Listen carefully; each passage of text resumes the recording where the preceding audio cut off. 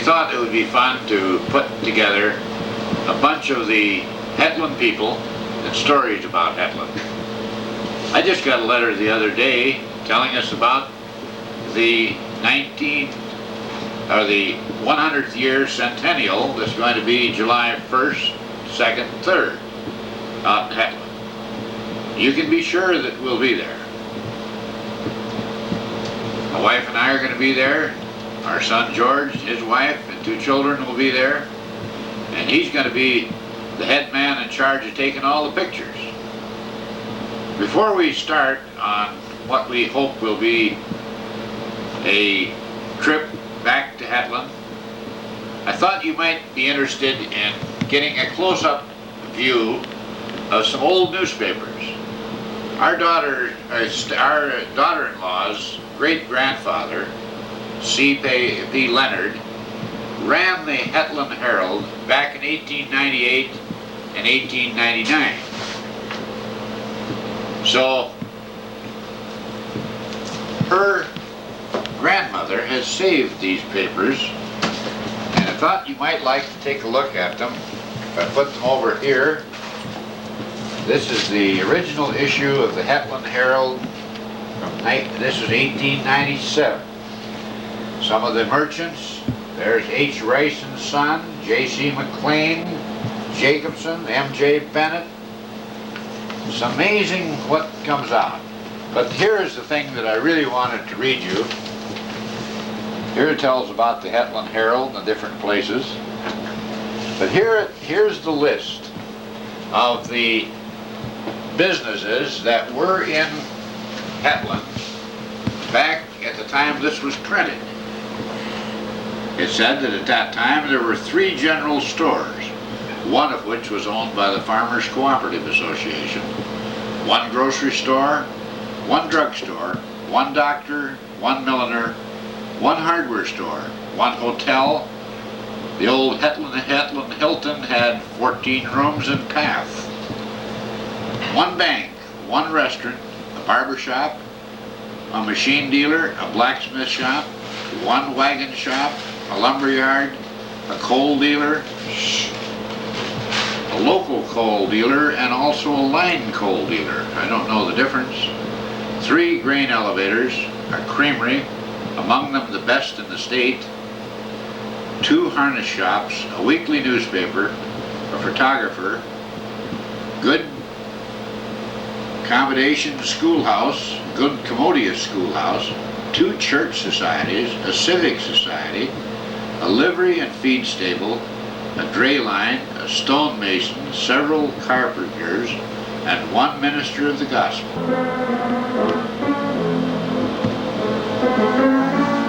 One of the most interesting articles in the Hetland Herald, as we think of going back there, is one that L.W. Barber, old Grandpa Barber, the man with the parrot, put in. So notice, there hasn't been many funerals lately, but if some of you deadbeats that owe me money don't come across, I can assure you there will be. Sincerely, L.W. Barber. I thought that would have landed on the line pretty heavy. As we think of going back to Hetland, with the music in the background, I can't help but wonder how we're going to get there. We've talked to Lee Iacocca this morning, who is our transportation director, and he advised us of the several possibilities. We're going to investigate those possibilities this morning, and then later on, we're going to dub in the Hetland tape that NBC made in 1986. I'm sure many of you will remember that. We hope that you'll enjoy these films.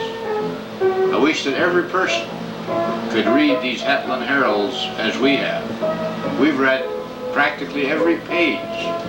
I found my great-grandfather's obituary in there.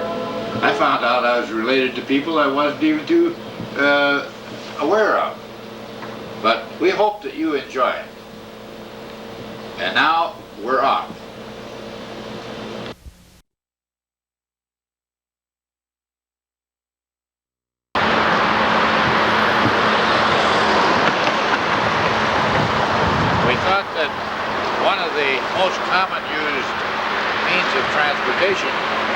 be the automobile.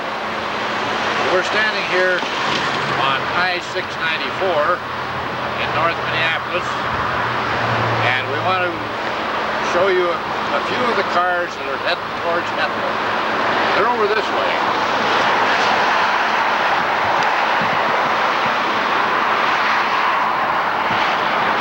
Those eastbounders are just going up to the next exit, turn around and go back west towards Hetland. Later on in the day, this road will be solidly packed with cars going that way. What's that horizon over there? That's Hetland in the far distant hill over there. You'll notice it right behind Bunker Hill south of Arlington. About 200 and... One of the other possibilities that we have to get to Hetland is by airplane. Over on my left, you'll probably see a red and blue plane. To me, it looks like a Maytag Messerschmitt. That's probably all right if you know how to fly. And for guys like Bud Sarr that are not driving these days, they want to go to Hetland. We've got a variety of aircraft here. We could probably land in one of Horace Manson's fields. We've got one flattened out enough we can take off. It seems to me somebody out in Hetland had an airstrip and an airplane one time, but I can't remember who it was. Did they have gophers as big as this in Hetland? Well, like up in Thief River Falls one time, I was at the airport, and it says, notice to the pilot, beware of badger holes at the north end of the runway. And it looks like we had some big gophers here digging a few holes. And we're going to go in to see if we can measure up these aircraft, because after checking the size of them, I think I'm more in line for a cargo plane. And we'll go this way. And I want to show you. Every film crew has its own vice president in charge of video productions. This is George Johnson. Go ahead, George. We're going to take this here Aerostar out to Hetland and open up a car lot. But Ben don't know that yet. How many vehicles are you going to take from the lot, George? Well, I figured I can drive one, Judy can drive one, Nick can drive one, Max can drive one. You're big enough to drive too. We'll have a nice little car lot in Hetland. All right, right in the main street. Wouldn't you buy a car from a man like me? What's that? Wouldn't you buy a car from a man like me? Sir? We're now at the Anoka International Airport. We're going to catch some of the planes that we suspect are getting ready to go to Hetland. Notice over here, one looks like it's been a converted B-25 from World War II. Here's a Maytag Messerschmitt right over here that's getting a little gasoline. He's getting ready to go. I don't know where the new Hetland International Airport is, but we'll find it when we get there. Now we're going to see if we can see one of the planes taking off. I think that's Dan Rather in that one. That looks like Dan, yes. I can see it. His tongue is wagging. And there he goes. Hetland bound. He's Hetland bound. When he makes a left turn, that's where they usually lose him.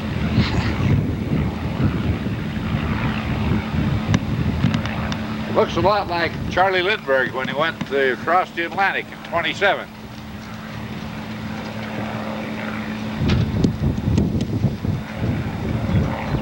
I wonder if that guy does windows.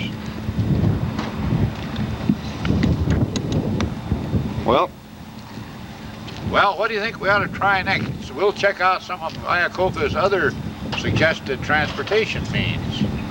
And we'll find out all of the ways there are of getting to Hetland. We're over in St. Paul at the Amtrak Railroad Station. We thought there might be a railroad train in today waiting to pick up hundreds of people to take them to Hetland. But we noticed that over here, all we've got is a Sioux Line engine. As I remember right, the Sioux Line Railroad ran north and south through Lake Preston. So that's the one that's hauling the train. we may have to go to Lake Preston to get them. But then we'd have a problem in case the train is washed out.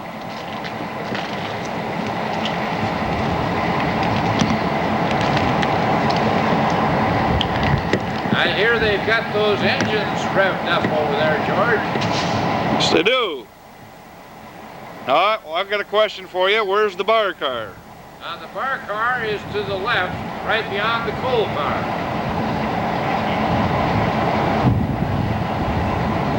The bar car will be brought up shortly. There's another plane. That's one of the large aircraft. He's going the wrong way to Hetland, and he's supposed to turn around.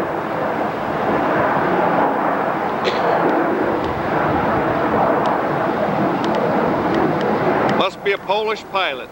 It's a Polish pilot. Of course, he could be going to Norway to bring a special flight through back.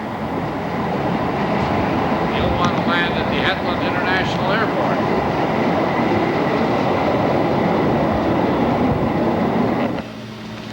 Good morning. Good morning. I would like 2 tickets, first class, to Hetland in South Dakota here. Where's Hetland? Hetland is in eastern South Dakota, between Oldham and Badger. I see. Well, I'm sorry, but we don't go there from here. You can't get there from here. Sorry. What would you suggest? Airplanes? Well, Buses? probably buses. Buses. Okay, thank you very much, ma'am. Lumber? Okay, we're taking a load to the Yeoman's Lumber Company up in Dakota. There's a load of lumber from Canada. I see some Burlington Northern boxcars and GTA, that must be the Grain Terminal Association. I think Emil Lorix had something to do with that. And here comes another GTA tanker, and there's a Burlington Northern. Looks like another load of lumber from the west coast, some petroleum, and last but not least, that all-important caboose.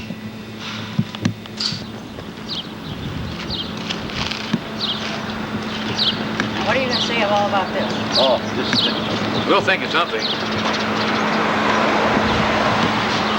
Ready? Yep. We're over at Johnson Newman Company in northeast Minneapolis, where I'm about to find out from my nephew, Gary Johnson, and my sister-in-law, Marlis Johnson, as to what their reasons for not coming to the Hetland Centennial next week. Gary, I know that you've always come up with an answer every time I've had. Yes, I always tried. Where are you going to be? I'm forced to go to Mille Lacs Lake, which is about 100 miles north of here. And I guess I'm forced to have fun and go with some friends. You're not going to be in Minneapolis. No, I'm You're not. not going to be in St. Paul. No way. You're not going to be in Duluth. Definitely not. Well, if you're not in those places, you must be someplace else. Yes. And if you're someplace else, you can't be in Hetland. No, I can't do Your story is incredible. Oh, it is? Yeah. Thank God. Marlis, what do you have to say for yourself? I will be at Park Rapids. That's good enough for me. And I'm sorry I can't make it, but I have already invited him to spend the 4th of July weekend with me at my lake home in Park Rapids. Okay. I would love I'm on. We're out at the International Airport in Minneapolis, where planes are coming in about 1 every 20 seconds.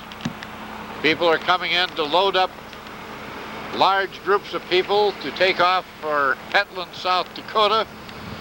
As we understand, many of the airports in South Dakota have already started a big backup. Sioux Falls is pretty well filled. Restrictions for landings at Huron and Watertown are heavy.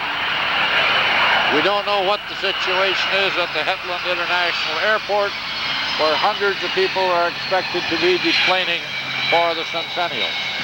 Right in the distance, you'll see the Minneapolis-St. Paul International Airport. The big buildings at the right are the new parking ramps. The planes are lined up in all directions. Here's a plane coming in on runway 29L, descending from the north. The wheels are down. It's about to hit ground, probably a few feet from where we're standing here on Post Road. In just a moment, the plane will be touching down. You'll be able to see the rubber burn when it hits the ground, hits the runway, and starts its slowing down process. The wheels are on the ground. They just burned. The front end is coming down into position. It's coming down the runway at an incredible speed with full reverse power and brakes on to hold this plane and stop it before it gets to the end. This happens to be a Northwest Orient airline plane flown in from Stavanger, Norway this morning with a lot of Norwegians on, bound for Hetland, South Dakota.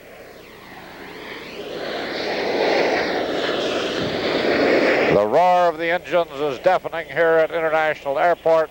Planes getting ready to take off in all directions. Over at the far right, you'll see another half-dozen planes getting ready for takeoff to go and get more people for the Hetland Centennial.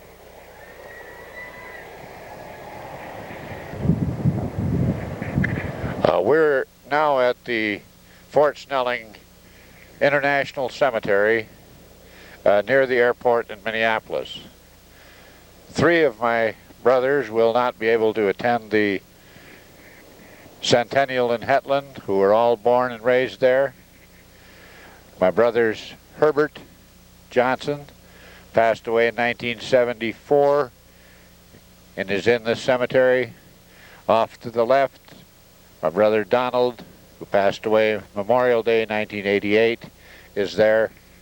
My older brother Lloyd Johnson is buried at another cemetery in North Minneapolis.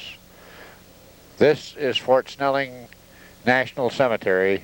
As we said earlier, Lee Iacocca, our transportation director, told us to explore all of the possibilities for getting to Hetland.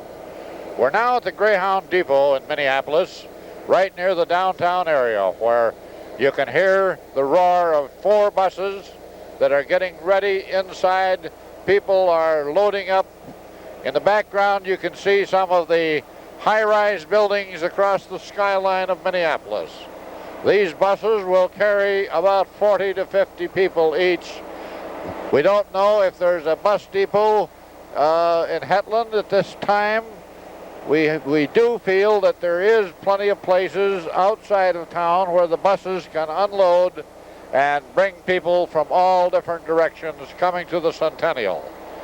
We now leave the Greyhound bus depot in Minneapolis, where we're going to now go to Golden Valley, where we're going to talk to Richard Johnson and his wife Lillian, who will not be able to attend the Centennial, but we're here in Golden Valley at the home of my brother Richard Johnson, who was unable to go to the Hetland Centennial this year because of his wife's illness.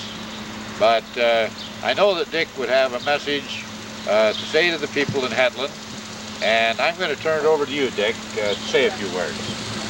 Well, there ain't much I can say about Hetland. There isn't much to say about. There isn't much left there anymore. It wasn't it when I left, and I guess it's got worse. That's about all I can say.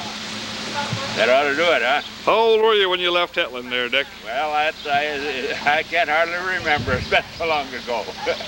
I would think the last time I was out there, it was in 75. I remember that, according to my recollection, you should be 70 years old this year. Yes, that's about right. Give a day or two. Give it a day. Yeah. And Hetland is going to have a big centennial. There's a lot of people going in by plane to the Hetland International Airport, and a lot of them by buses. They're going to get off. Oh my goodness. Say hello, Lil. Would you like to say a few words to the people out in Hetland? Well, I don't have anything to say, really. Give them a clever doodle dog or something. Hi. You're feeling good? Are you still taking pictures? That's my wife Helen hiding over there on the other end. And Max is looking for rabbits or whatever else. We're now at the home of Lee Johnson, my brother, president of Johnson Land Development Company. He's also president of Horse Shooters International, that you'll see in evidence later on in the film. We're going to take a few shots of some of the pictures The one that we're pointing at right now is a picture that I took in Hetland about 20 years ago and had it spliced together to show both sides of the street at one time. I'm going to get Lee over here, and we're going to get some pictures of some people that some of you will remember. In just a moment, we're going to switch it to Swede. Got to get up over there. Did? Who are the pictures, Swede, up to the upper left? Well, these two are of Mr. and Mrs. Lars Austin. That was our grandparents. That was taken in about, I suppose, before 1900. It's when they were about, just after they were married in about 82 or 83. It's tintype. That's 1882 or 1883, right? Yes. And the picture on the far right, that's Mr. and Mrs. Knudsen. That's our grandparents in Norway. And just below is our parents, Joe and Lillian. And below here is Mrs. Lars Austin with 7 boys and a dog. Dorothy wasn't born at that time. And here is a picture of 7 sons and 1 daughter of Mr. and Mrs. Joe Johnson. And here is a picture of Lars and Julia Austin after 50 years. This is taken at their golden wedding anniversary.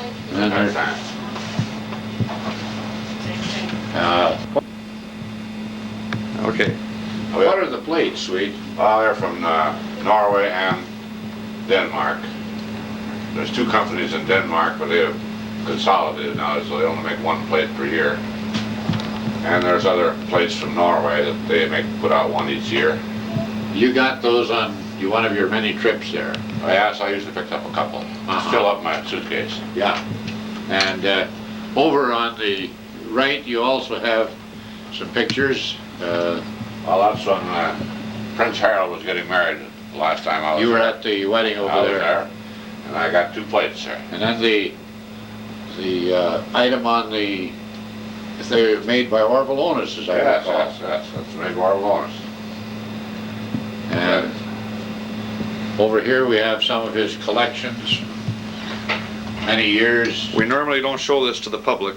This was a gun collection, but after my guns were stolen, I just put souvenirs in there, and that's nothing of value anymore. And Lee, as I understand, I know you're going to be in Hetland for the Centennial. Oh, yes. So you'll have many statements to make out there. Oh, yeah. And so we won't have to get any legitimate excuse from you at this time. No. Because the reason I know you're going to be there is you're going to be riding with me. That's right. And so we'll get all of the stories that you can think of between now and then. We'll get them out there. Very good, very good. Okay? I'd like to have 1 picture taken of this large fish that I caught. Oh, yes. I If think. we could, anyway, we could have your cameraman not show that I haven't made my bed. Oh, yes, we can do that. All right. All right. Now this is a fish that's hanging on Swede's bedroom wall on his 42-bedroom house. Swede, you want to tell us about this fish? Well, actually, it's the only one I've ever caught. It's the 2nd largest caught in Mexico, 180 pounds. Caught on a hot day, and I was very dry. When we got to shore, somebody stole my camera. I wasn't very attentive, so I didn't get many pictures taken there. What's this plaque here behind you? Right behind you here, it's about the fish. That's just, that's I got from Mexico. They sent that when you get a large fish and they give you a diploma. It's your professional fisherman. Well, I'll get a shot from fin all the way up to the sail. Now that sucker is huge. How long is it, Swede? 10 foot 6 inches. 10 foot 6 and a half. inches. 10 and a half. Yeah. And it weighed 180 pounds. 180 pounds. That's a lot of fish. That is a lot of fish. That's no bull. And that's a no bull. Say, young feller, Yeah. could you tell me how I could get to Hetland? To where? Hetland? Hetland? Hetland, South Dakota. What are you going to do there? Oh, I'm going to a Centennial there. But I want to know, is it in America? I'm an American. Yes, it's in America. America. It's out in South Dakota. In South Dakota? Yeah. Oh, have you got any extra money you could give me? Well, yes, I got a couple of hermits here. Oh, thank you. would that help you? very much. That's Yeah, good. you can handle We'll it. probably see you out there. Oh, good. I'll be looking for you. Because I want a place to stay and I want somebody to stay with. But I just was wondering, you know, I'm going to be a little short of cash myself, so suppose I could get one of those dollars back. Well, we'll see. I don't know. There. Okay. That way, if you follow me, you see, then I'll show you how to get out on the right road so that you can go the easiest places. With the wagon, you won't have so many ups and downs. Oh, that sounds good. Yeah, and when you get to Hetland, you stop at the Hetland Hilton. That's a fine hotel. There's 14 rooms and bath.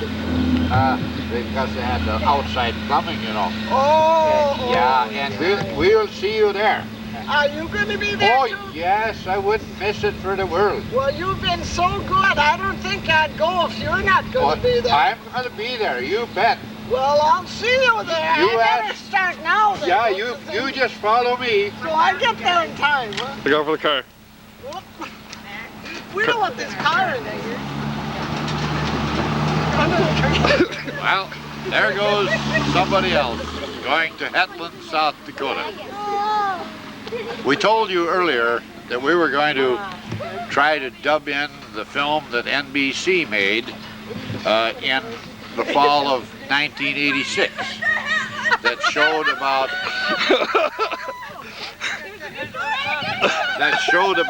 Hetland, South Dakota. Here come some more people. They all going too. Are you going to Hetland too? We want to go to Hetland.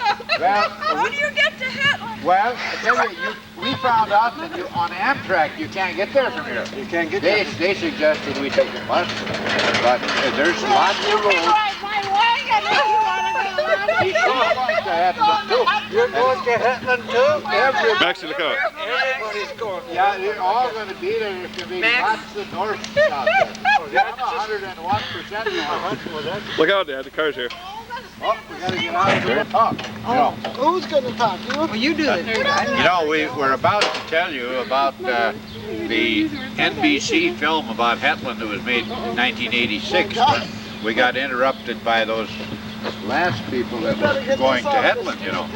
And so my wife Sapphire and I are going to turn this over to George, and he's going to dub in the Hetland film that NBC made, and then we will be ready to start out in South Dakota with some more filming, which we hope will be enjoyed by all. I say amen to all that.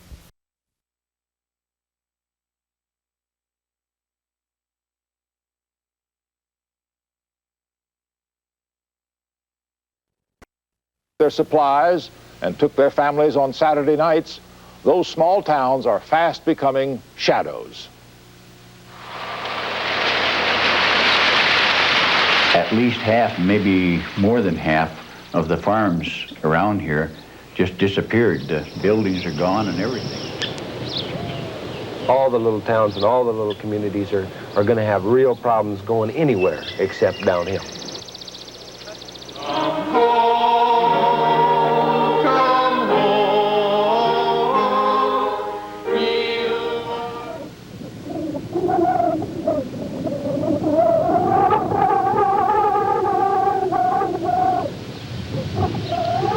Welcome to the Great Plains. This is Route 14, about 25 miles west of Interstate 29 at the Hetland Turnoff. Welcome to roads less traveled, to one of many fading farm towns. As one Hetland resident put it, you got here just in time.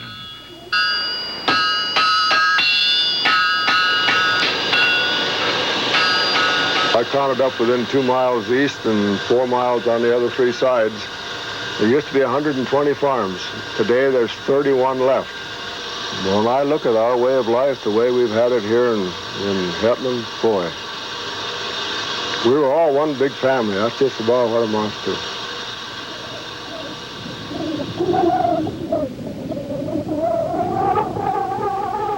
Not much of that family left anymore. 60 people out of 400. Not many of those 5-grain elevators either. In fact, only one. The farmers here owe us, some of them owe us quite a bit of money yet. We have about $230,000 worth of accounts receivable that we give it to them in good faith, and we actually believe that when the money comes back, if it ever does, it'll be in good faith. You know, they'll pay if they can, but if the market doesn't change, if it doesn't get better, I don't see any way that the farmer can survive right now. Hetland and a lot of other towns like it in the surrounding area and in the whole Midwest have a case of cancer, and slowly they're dying, disappearing.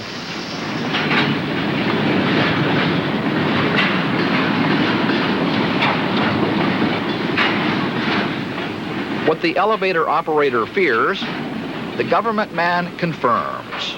Since the beginning of this year, about 8-10 people around this Hetland area in Kingsbury County are going to have foreclosures, bankruptcies, voluntary liquidations. That's just since January the 10th. So those people won't be supporting this community anymore. They're going out of the farming business. You did just get here just in time if you want to see the community in that. Should we go valsing? 40th anniversaries and funerals are more common here than weddings and children. Did you say Everett died yesterday? Well, they found him yesterday. For crying out loud. We're all concerned about educating our kids. We wanted high school education, then we wanted college for them, and when they got college education, there was nothing to do back here. And this isn't just Hetland. You're one of the few businesses left in town, aren't you? Yeah. How is business? Now, poor. The blacksmith, you remember him, Dale Anderson. Been here all his life. We're sitting on the steps of what used to be the bank. With Red Stangland between us, he knows all about Hetland. I remember the people mostly, probably the most Mayberry kind of town you could imagine. Hetland? Hetland was the typical Mayberry, Lake Wobegon all in one. Big sense of humor. Everybody played pranks. Some of the pranks weren't too funny. They set a guy on fire when he was tied around a post about a block from here, and they tried to... That's not too funny. No, I mean, they carried their sense of humor a little too far. They tried to hang my brother. Yeah, he's a king. I used to hear Reagan announce ball games years ago, and now he's president. He announced WHO Des Moines in the 30s. This town is supposed to be 100 years old in 2 years. There's nobody who wants to have a Centennial celebration. Nothing to celebrate. Is that right, Skinny? And at one time, this town was noted as a bachelor's town.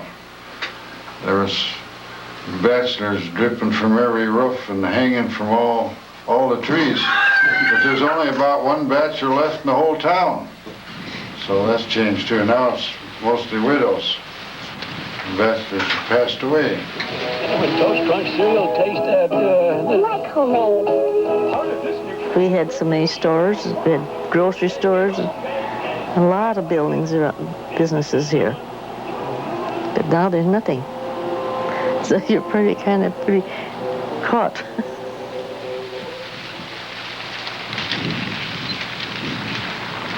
I can remember there being cars lined up solid on both sides of the street here in the evening so that I couldn't even get in and out of my garage.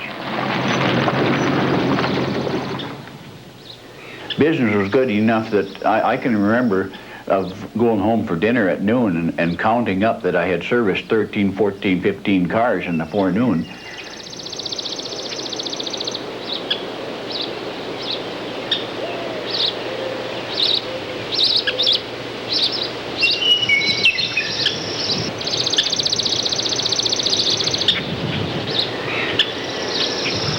Up that way was the old Bijou Opera house, right?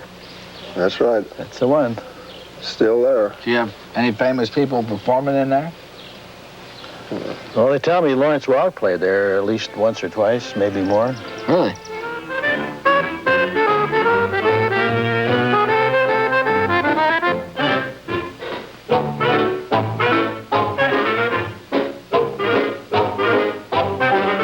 Heavy dates and their chicks give out with jitterbug tricks. 50 years ago, 1 in 3 of us lived in rural America.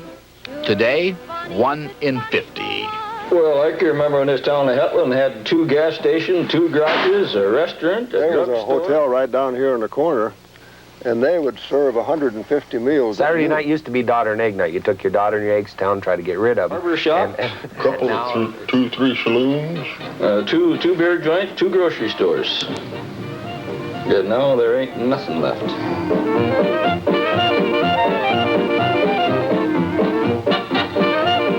Lee Lodge. Leo Dembski was the owner of it The then. guys bought that for $50.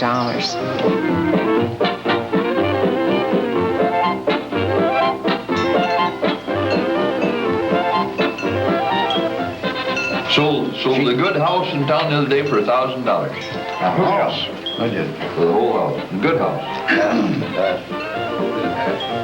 5 years from now, if I'm Some not of us here, will the be house gone. will go down just like the rest of the houses that are going. Nobody will want to We'll come. just move out, that's all. Well, There we'll is leave the no houses. store, no place to buy gas.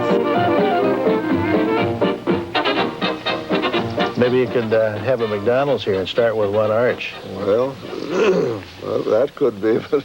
Order a Big Mac out of a catalog.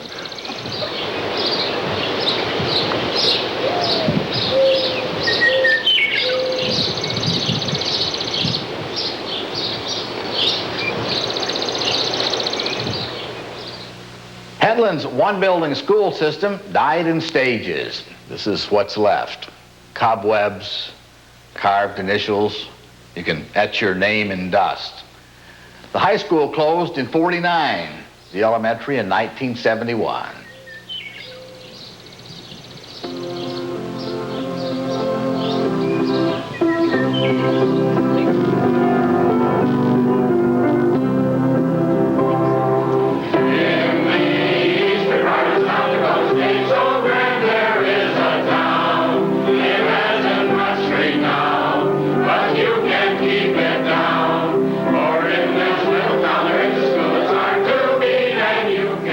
Once they were students and teachers here, and for one afternoon, for us, they came back.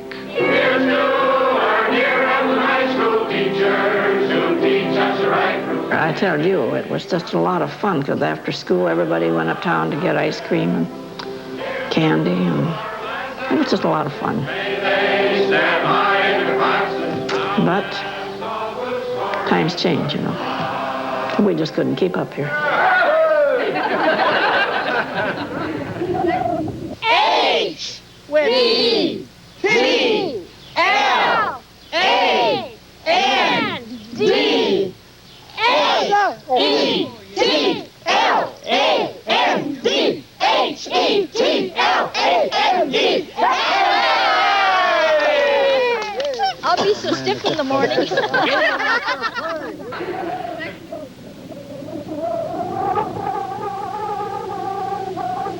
And now may the Lord bless you and keep you. May the Lord make his face shine upon you and be gracious unto you. May the Lord look to you with favor and grant you his peace. Amen.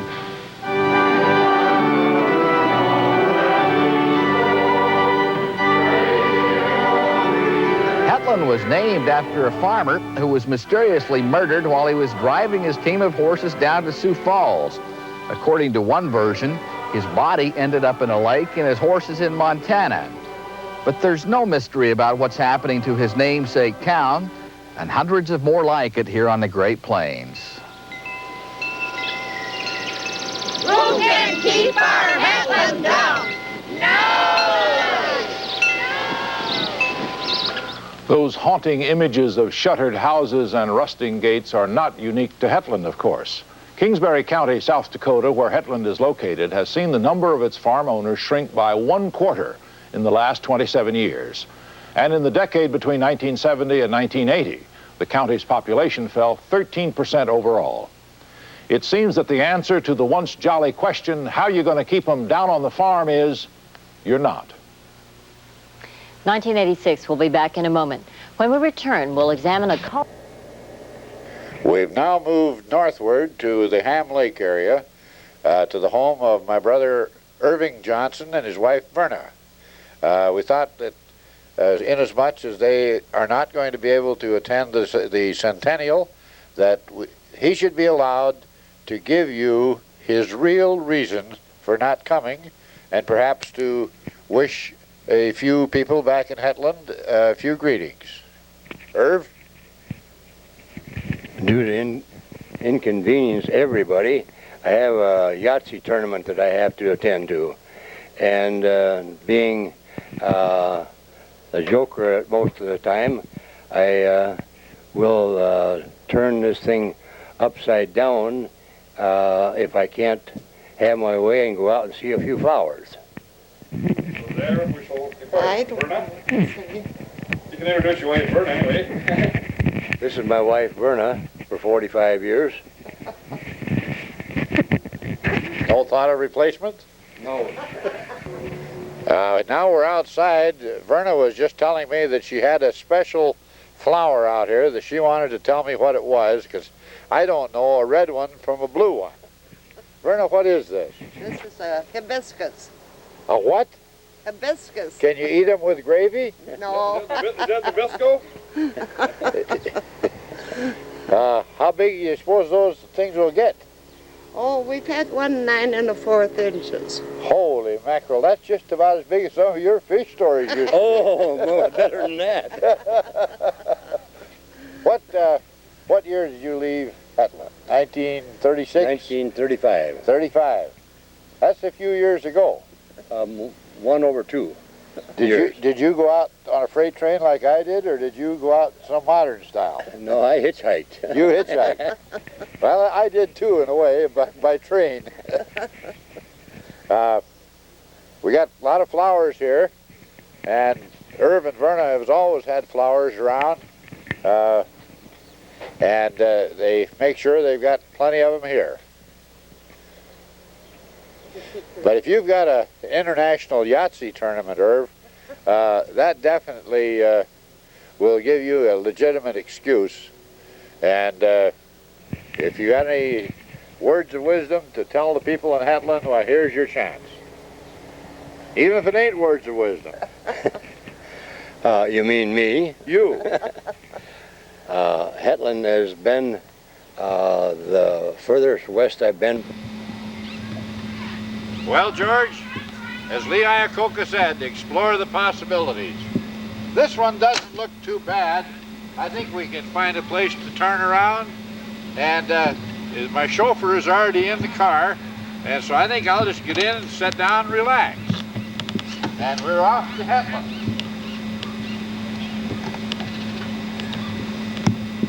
Would you like a cocktail, sir? Yes, indeed. In fact, I think I'll have 3 or 4. I could call Washington. Hello, Ronald. Yeah, we can make it. Okay. I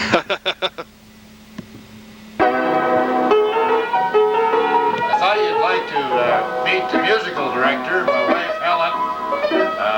She plays all the songs. I don't know too many notes, but she knows most of them, so I'll let her sing you and play you a tune.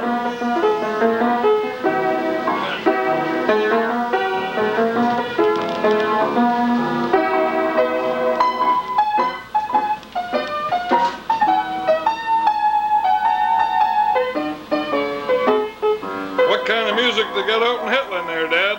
Well, I remember there was one song that I sang one time out there. Maybe if I try, I can still do it. I don't have...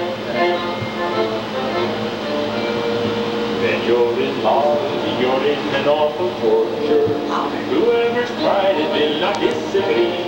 I was so in Polina, and in Polina was this fond of me.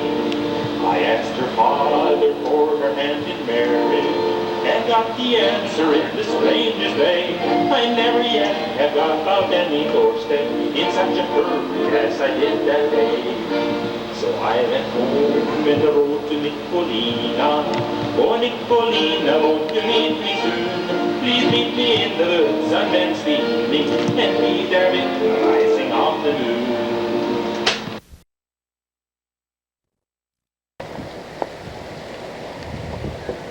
Suck it in, Jim. We're over at George's house in St. Anthony, near Minneapolis, and while we were here, Big Jim came along. Jim is our oldest boy. He's just a little fellow, as you can see, and he's got to be someplace else while we're in Hetland, and this is a legitimate excuse, so I'm going to let him tell you exactly what he's going to be doing and where. Unfortunately, I have to be in Hot Springs, South Dakota for a family reunion on my wife's side the same weekend, planned about a year ago. So I'll be in Black Hills, or you guys are in good old downtown Hetland. You think that's an acceptable excuse? If you can tell us any special message for Blaine Williams in Arlington, then we will maybe accept it. Blaine, I'm the guy that's been sending you the newsletter from Sundial Realty here for the last couple of years, so you'll just wanted to put the name and the face together so you know that I'm Max's son. Good luck on your party out there. Hope you all have a good time, and I'm sure that Max and George will make sure everybody has a good time. You can be sure of it. And we were driving down the road a while ago, and my wife had a Nicholas attack, which meant that she had to go see the little grandson, Nicholas. Hi, Nicky. This is my wife, Helen, and little Nicholas, who came a long way from Seoul, Korea. He's a little over a year old now. He came to us last September, and he brought so much joy to our lives. We just love him. Can you say hi, Nikki? Say hi. Bye-bye. Say hi, everybody. He's just a little sweetie. He's about 13 months old, 14 months old, and he makes a nice little brother for Maxie. And we're all going to be in Hetland, aren't we, Nikki? And he's probably the first Korean ever to hit the hills of Hetland. This is true. He's probably is the only Korean that I know of. There. Yes, say bye. So we'll see you all there. Okay? Okay. It's July 1st, 1988, at precisely 9:48 p.m. This is the homestead of Joe and Lil Johnson. And I have Swede Johnson here, Lee Johnson, to tell a little bit of history about this. Lee? I was born about 2 miles from here. Move back. And then at about the age of 3, we moved here, which I spent the next 15 years, which is after it's my home. This is the home of Lars and Julia Austin, who homesteaded in 1879. And he lived here for 50 years. They're buried on the farm plot up here. And then it was sold to Walter Fenske's. They lived 55 years here on this farm. How many acres is this farm, Sweet? This is 320 acres, less about 7 acres for the railroad that went through here. Of which tomorrow we will show you a daylight shot, but I'll give you one more twilight shot on the 100th Centennial of Hetland, South Dakota. I'll zoom in on the farmhouse. It's all boarded up now. This is where Lee and Don and Lloyd and Herb, Irv and Dick and Max and Dorothy grew up. It must be a big house, that's all I can say. And the yonder there, was that barn back there, Sweet, or was that built afterwards? Came later. The other barns stood off to the right here, and things have changed. The smaller buildings have changed. Okay. The house remains the same. The house remains the same. We don't know how good these will take out because, like I say, it's kind of dark here and we're heading up for the street dance. It was 1.5 miles here to Hetland, and we walked it all our life, back and forth to school. Do you have anything to say? Welcome to Hetland, my hometown, celebrating 100 years. I'll never forget, during the war as I left here, I got to the top of the hill and looked back. I thought, well, maybe this is the last time that I will ever see Hetland. But here I am again, 44 years later. Glad to be here. Today is wonderful town, a good place to live, good home life. Today is July 1st, 1988. And this is Lee Johnson speaking in the background here. Right, Lee? That is right.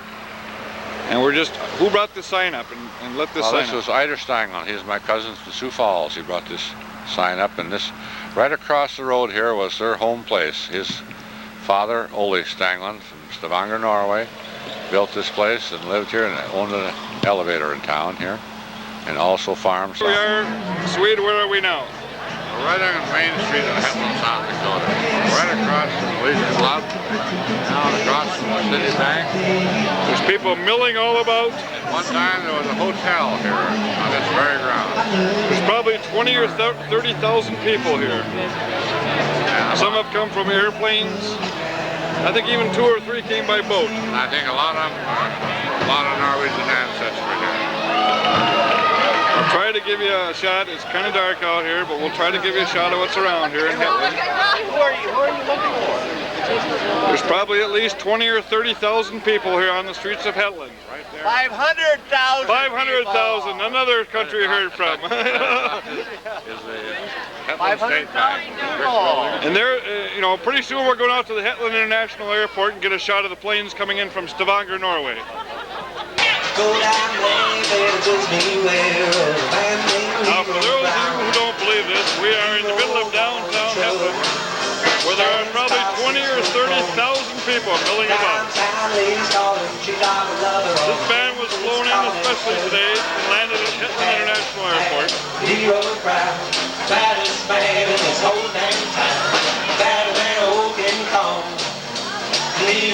course, they all grew up here in Madison. Like his fancy clothes, like she wears a diamond ring. Gotta pardon the lighting in this film, see much, but you can get an idea from the noise. I'll just kind of scan. There's probably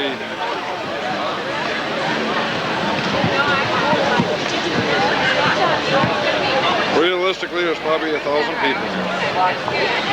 This place here sells lefse, and it is good.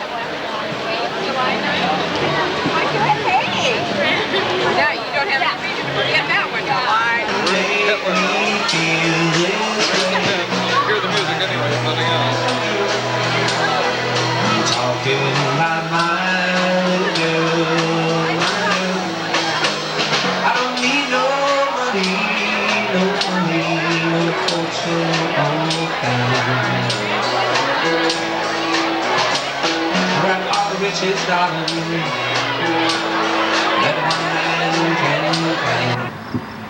Ready? Yep.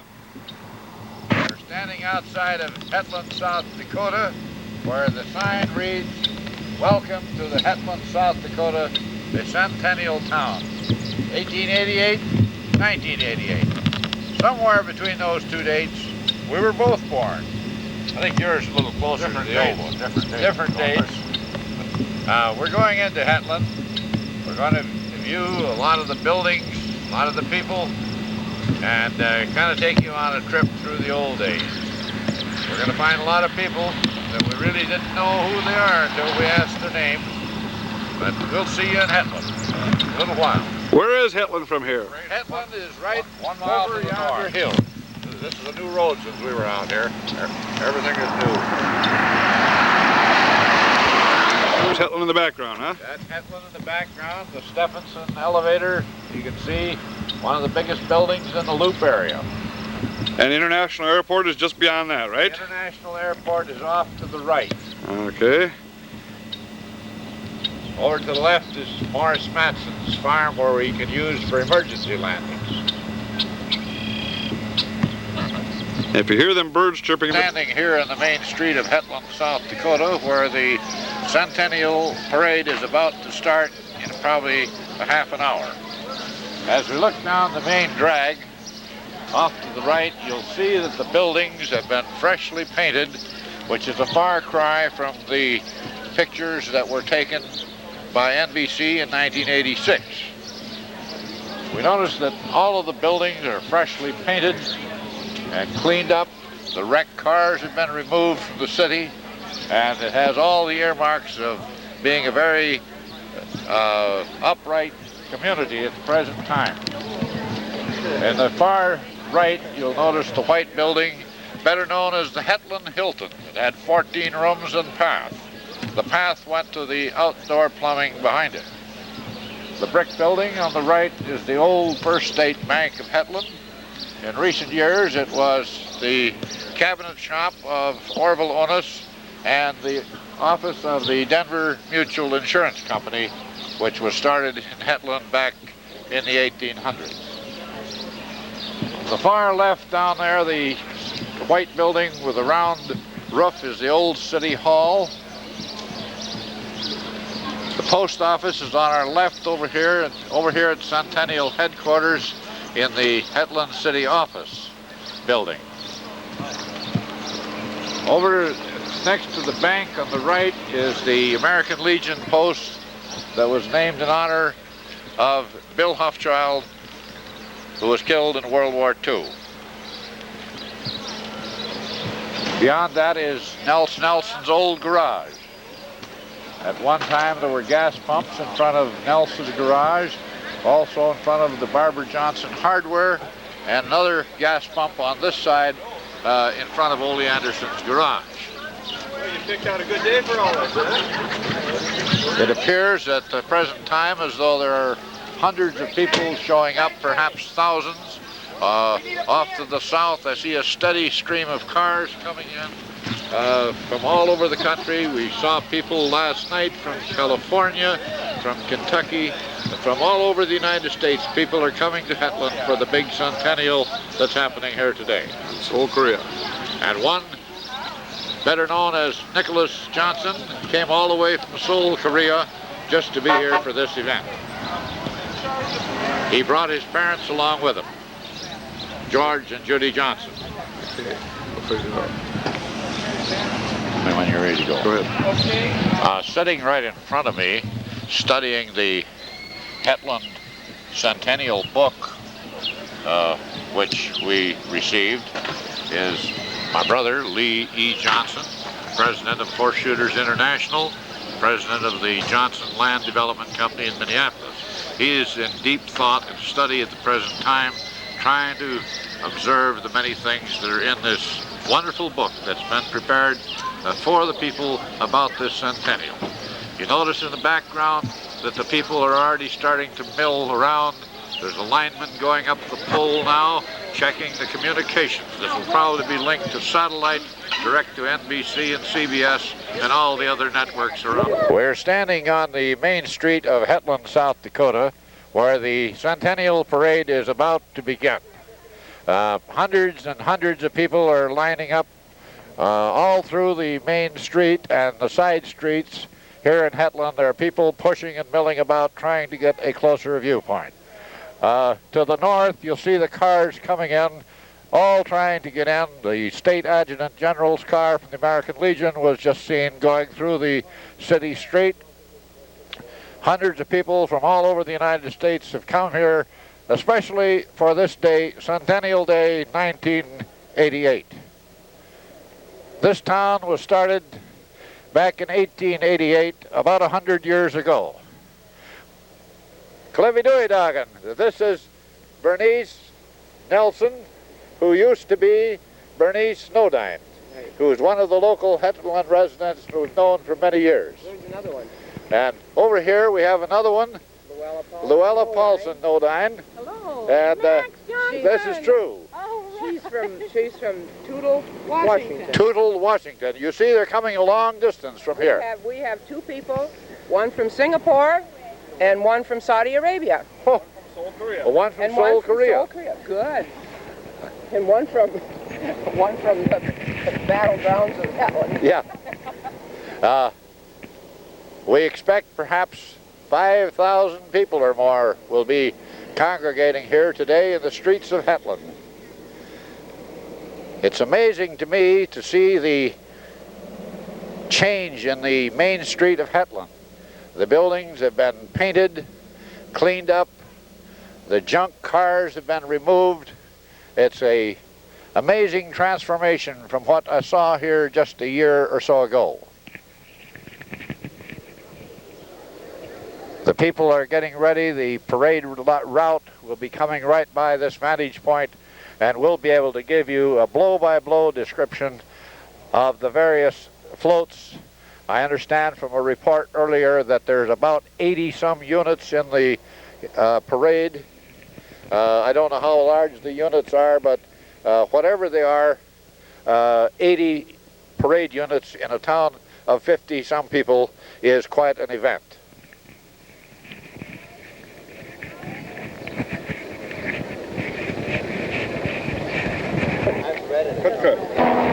Ready? There goes a plane heading for the Hetland International Airport, probably one of the Maytag Messerschmitts that have been flying around this morning. There the rifle squad is coming up the street at the present time. And here's a distinguished visitor from Minneapolis, Lee Johnson, who has a guest with him. Who do you have with you, Lee? That is Evelyn Carlson. Evelyn, would you have a few words to say? Well, I'm glad to see all these people here, and town looks like it's having fun. Did you ever see this many people in this town before? No, never. Do you have any words?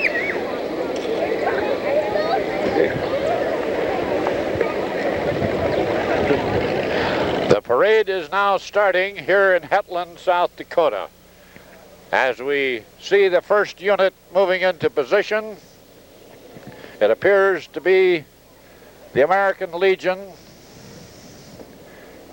the flag crew coming down the street here in Hetland, coming from the north.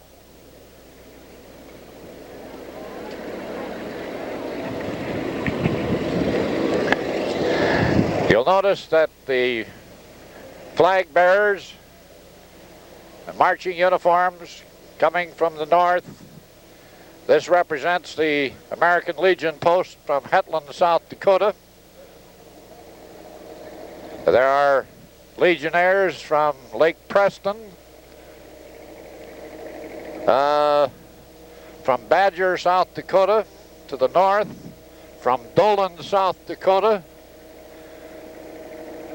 and from Toronto, South Dakota, marching in this parade here in Hetland. The next unit that's coming down the street you'll recognize as a Farmall tractor, American Legion, William Hofschild, Post 263, Hetland, South Dakota. Many people on the floats as they come by. U.S. Congressman Tim Johnson, must be a relative of ours, but I can't place him. Down the next unit appears to be an old Viking ship from Norway. Memories of Sitnamai, the Vidveys and the Starkson. And in the boat, it certainly does look like Charlie Starkson's grandson, Charlie, and the Vidveys. And more legionnaires coming from De Smet, South Dakota.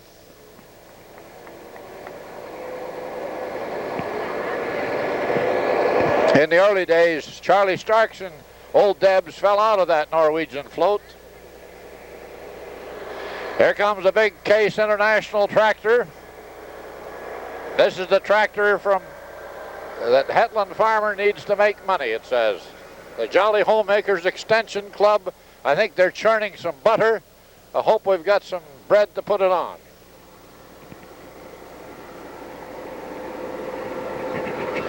The next unit that you see is the Spring Lakers, 65 to 88 4-H group. I hope that's $100 bills you're throwing out to us. And then we've got State Senator Henry Poppin coming in the next unit. He's running for the state senate, I think, or else he's even there. There's an old car from Hetland, 1928 International, from Barber Johnson's Hardware. There's more legionnaires coming down the street.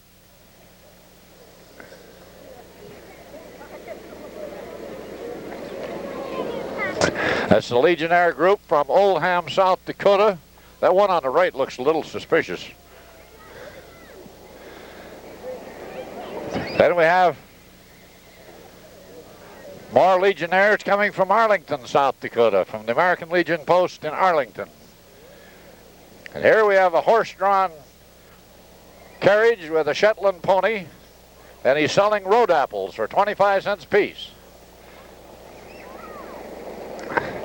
Then we have Zeke's Clover Farm, Lake Preston. There's a 1950 Ford, George. You suppose we ought to take that one back and put it on the lot? Esther Falla. There's Jerry Brown's F-20 Farmall. Joyce Hodges in a express train going to Pierre, South Dakota, the state capital. Here comes the Hetland Fire Department. They use this for small fires. The big fires takes two like that. Here comes Little Bo Peep Rumpel Sheep Farm, 1908 to 1988. I recognize the pig in the wagon. I recognize that one. Looked like the old Hetland Spare Bank.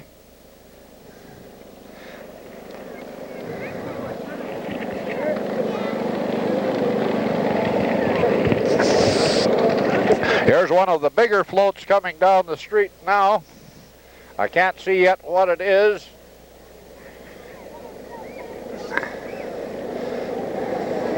He's driving an Oliver tractor. He's from the Nielsen family roots. He's got some old bales of hay, or straw, and there's a farmer with a pitchfork, and he's operating big. That is true, and that looks a lot like Mayo Nilsson coming down the road there.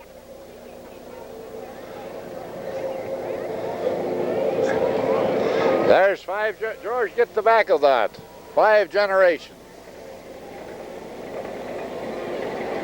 Here's another 100 years from the Lake Whitewood Church down by Lake Whitewood.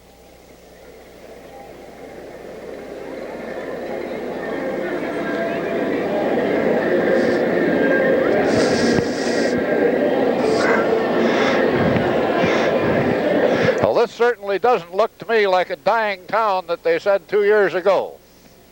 Looks like NBC, you made a mistake. There's the Lake Whitewood Church Sewing Circle coming down the road. Let's have a big roar for the Lake Whitewood Church.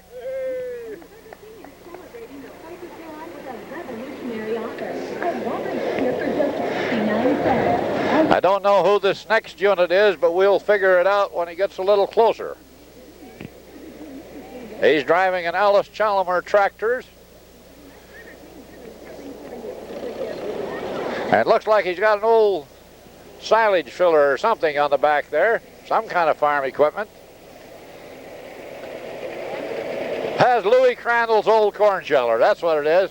Herb and I used to go with him and help him shovel corn into that thing. We hauled that thing behind a car one time from Badger. Louis had it in second gear all the way. Now here comes the cavalry. You can expect Lee Johnson to be out here supervising these any minute, being an ex-cavalry horseman.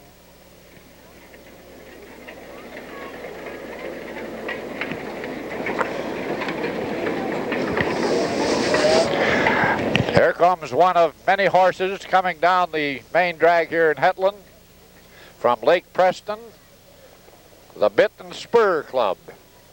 Some very fine horses, some very fine riders.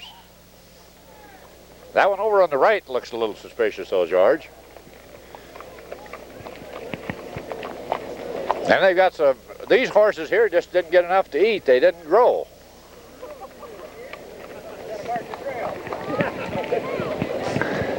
And that definitely looks like the Lone Ranger. What a shot for the end of this film, George. You're on. Keep talking. You're rolling. There's another unit coming into the parade area.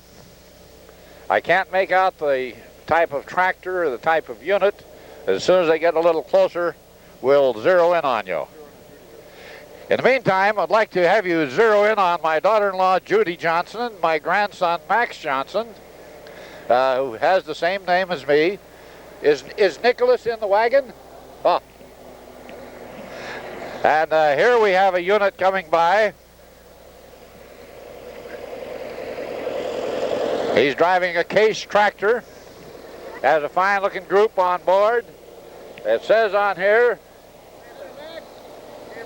Gabriel Midland family. There's a lot of Midlands around here. And he's carrying a fine flag on the back, George. Get a shot of that Norse one there.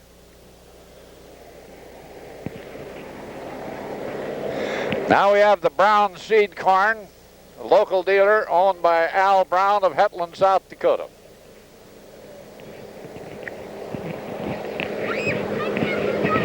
Now we have a, looks like an old Ford tractor. George Waldo's tractor, 1942 vintage. Still in good running condition.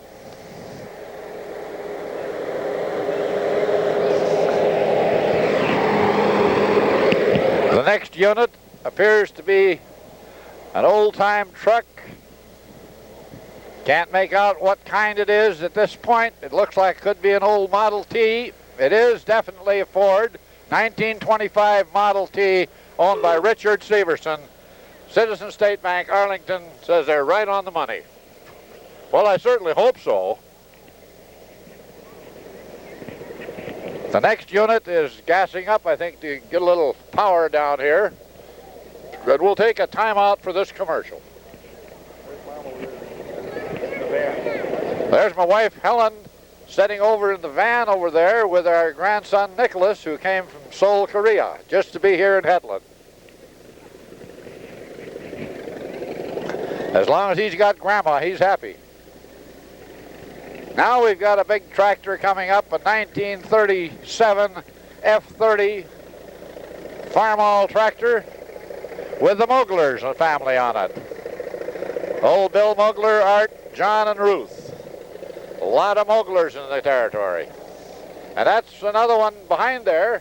Big bottle on that one. Now we've got a truck coming by. Masonry. Congratulations to Hetland on 100 years. The Garfield Lodge in Arlington, South Dakota. Next we have an old thrashing machine coming along, a 1939 Farmall F20 with Pete and Emil Hugas that used to thrash oats for 1 cent a bushel on oats and 3 cents a bushel on wheat. I remember years and years ago standing on top of one of those machines measuring the grain into the different wagons.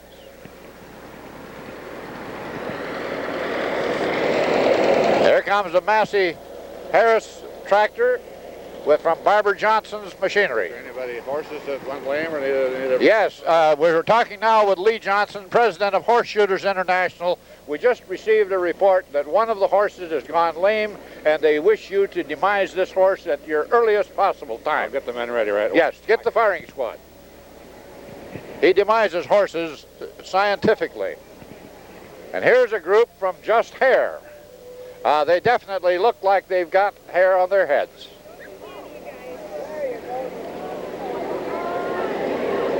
That's from Just Hair in Arlington, South Dakota.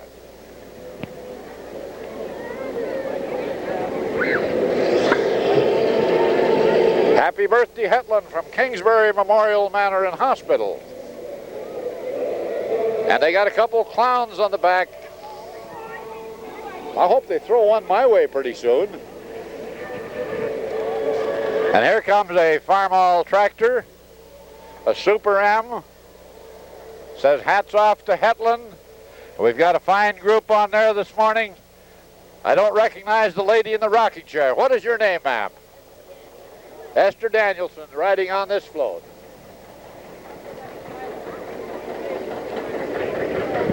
Then we've got a GMC vehicle coming down the road. Well, you wouldn't like that. It says Charlotte Guard, Century Citizens. Oh yes, I see her in the wagon there. She's...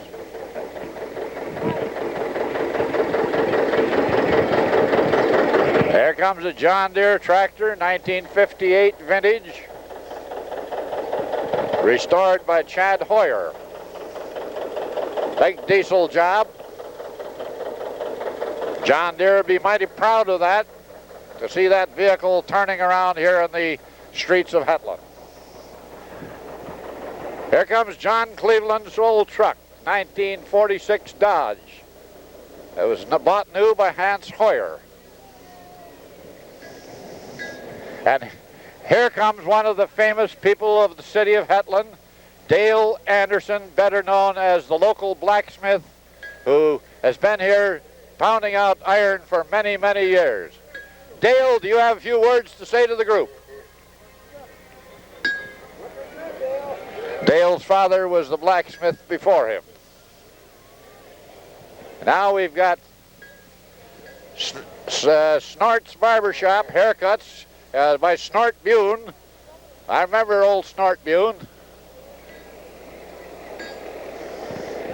And here comes 1987 junk, it says. It's an old Dodge, 1919 vintage. He sounded his klaxon as he went by chewing on his stogie. Now here comes a couple of horses. They don't look like they need Horse Shooter International services yet.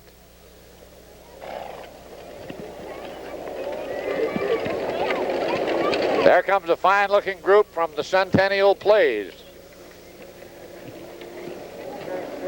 Here comes another float by with a lady throwing out candy. I hope she aims my way, and she must be totaling up the money or something.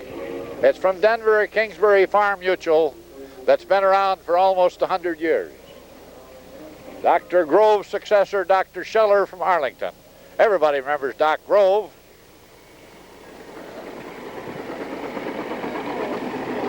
Sound like that car's a little sick. You better attend to that. Now we've got a Ford Fairlane coming down the road. Blue and white, magnificent looking vehicle. Warren and Paul Casper Keltgen, the Seed Company. Then we have a GMC unit coming down. William B. Hoffchild Jr. Auxiliary American Legion here in Hetland. I recognize that lady up there rolling out something.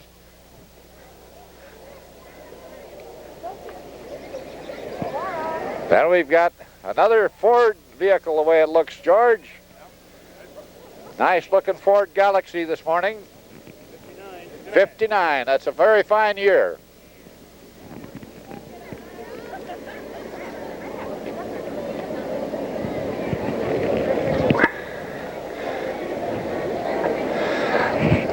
Here's another car unit, 1948 Plymouth. Plymouth from Leo and Blanche Cheddar in Arlington, the first family Thorson Umdallens.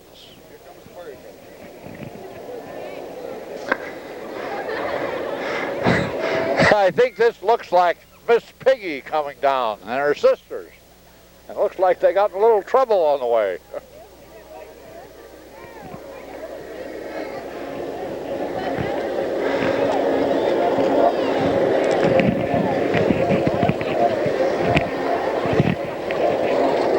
And here we have the Hetland Volunteer Fire Department. Don't call us, we'll call you. It was restored 37 Ford from the Lake Preston Museum. We have an organist up on top. He plays for every fire in the county. Here we have a tank wagon, a 1928 Model A. Hauled a lot of gas around Community Oil, Arlington, South Dakota. Notice the 5-gallon measuring can on the back of that wagon, George.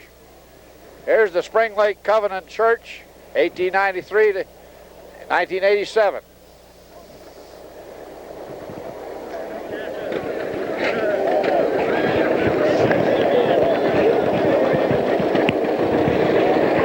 Now I think we've got, it must be another float with a John Deere tractor.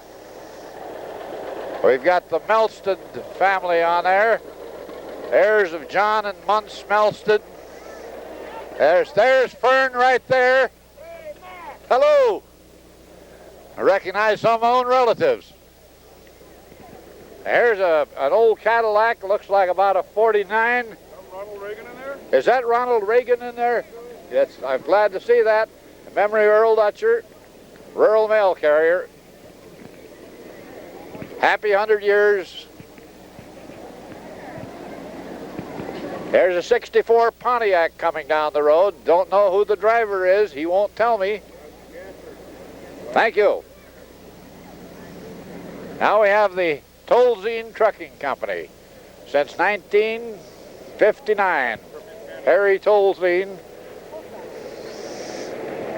Yesterday, today, tomorrow. There's the old mailbox. Our box was number 62.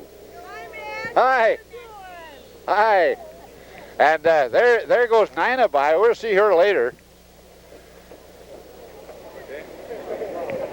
Here comes a float with Ole Anderson's Garage. Notice the gas prices. 17 cents plus a penny tax, 18 cents. And that looks like Kenneth Anderson right there, right? How are you, Ken?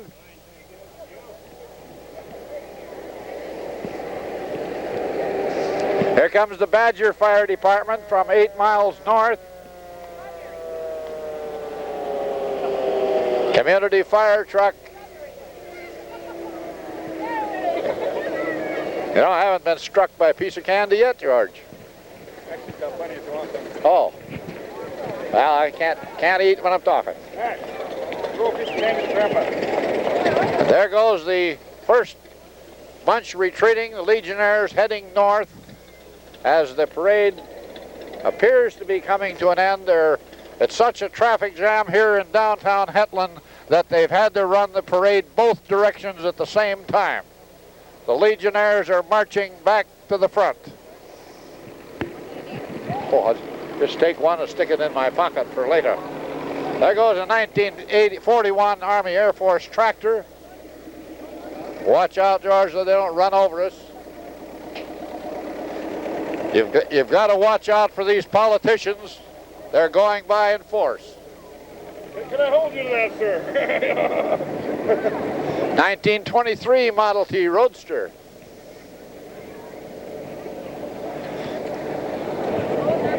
Now this is about close to the end of the parade. If you get We're getting close to the end of the parade. Here comes the Lone Ranger and Tonto. No, that's not him. There goes the sit in the my wagon. That looks like a vidvai up there. Clevy Doidagen. Ja, det tror jag. And the cavalry is coming down. We'll have to get the Horse Shooters International President Lee Johnson to look into this, see if these horses need his services. close to the end of the parade, right? This is getting very close to the end. There's just a few more units left. Maybe 3 or 4. As soon as we get them a little closer, we can see what they are. There's the Lake Preston Fire Department. A green-yellow job. Now we got the Lake Preston Fire Department again bringing up their heavy equipment in a Chevy van. And the next unit, I can't quite make out what it is, but it seems to have horses with it, with a small colt alongside.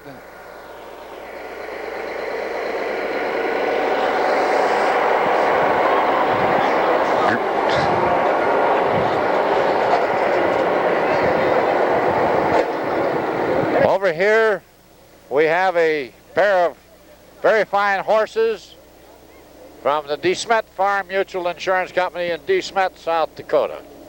One of the competitors of the Denver Mutual here in Hetland. There's a 1954 Intermarshable, it says, from the Irwin gang. Came all the way down from Irwin with a manure spreader full of people.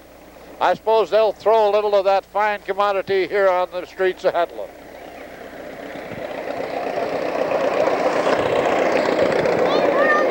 Here comes an old 37 Case tractor coming down. Then here comes another float. We'll see who's on this one. I can't make out the name yet, but they're getting a little closer. They're waiting for this state senator to get his rig around the corner.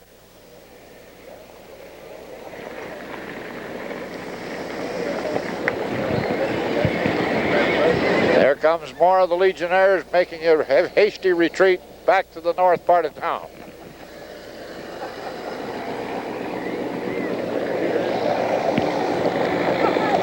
That's the Hespy wagon there.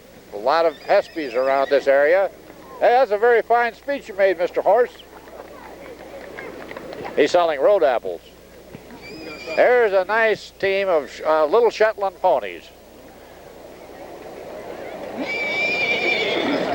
And they can squeal pretty good.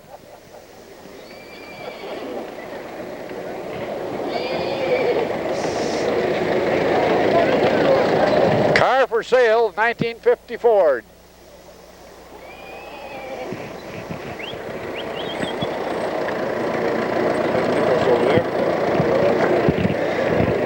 There's another unit coming down the main drag here in Hetland.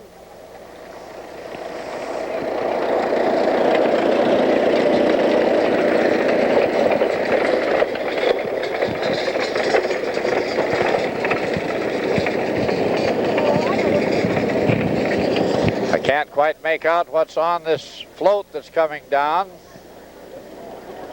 It's from Humboldt, South Dakota. It's a John Deere tractor. The Humboldt merchants, they sent an entire delegation up here to Hetland, South Dakota. A lot of very fine firms in Humboldt. It's quite a ways from here, but they came up here to show Hetland that they were friendly neighbors. Now we've got a Ford pick-em-up truck coming down the road. Looks like a fellow by the name of Bill Danicus, or whatever his name is, wants to be state representative. You got that right. Is there anything like the caucus? That's the way you pronounce it. Then we have a horse-drawn carriage. Look like miniature Clydesdales.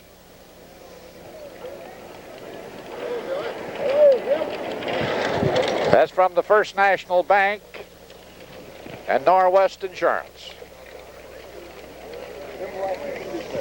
He's from De Smet. What's his name? Jim Lackey from De Smet, South Dakota. And here we're coming up with another unit. A very fine team of horses along with a colt coming alongside.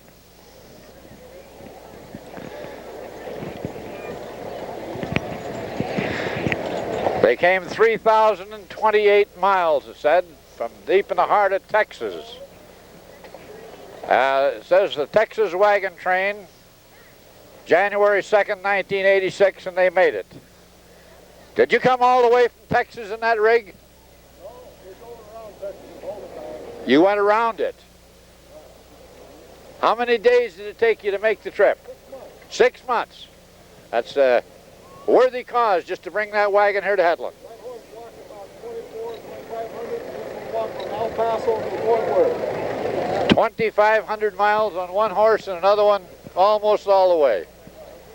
That's a very fine. Was the colt born on the way, or you brought that one along as a kid, huh? And that looks like the end of the parade here in Hetland.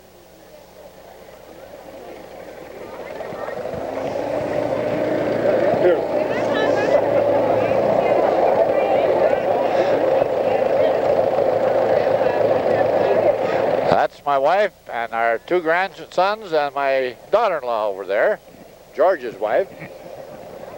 And they have been watching the parade with great excitement here today. As we look around the city, there are hundreds and hundreds of people, cars parked in all directions, as we bring to a close the parade portion. As we bring to a close the parade portion of the Hetland Centennial 1988. This is Max Johnson reporting from live and in living color here in Hetland.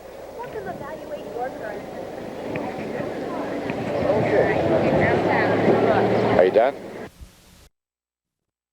It's now known as the Milwaukee Road, apparently, according to the sign on the engine, but with this rolling stock, you just could never be sure these days.